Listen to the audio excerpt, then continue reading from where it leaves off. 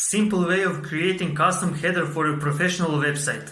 Log into your WordPress dashboard, add new plugin, Elementor, install, activate, Elementor header and footer builder, install, activate.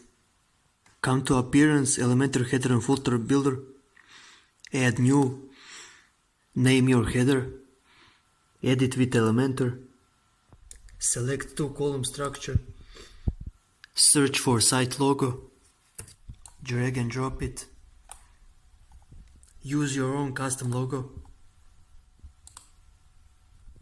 upload it, select your logo, increase decrease size, search for navigation menu, drag and drop it, change text color,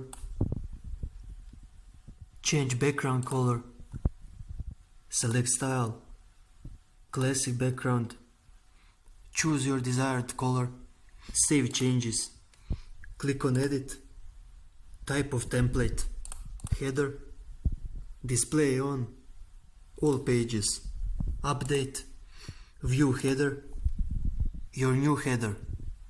Thanks for watching.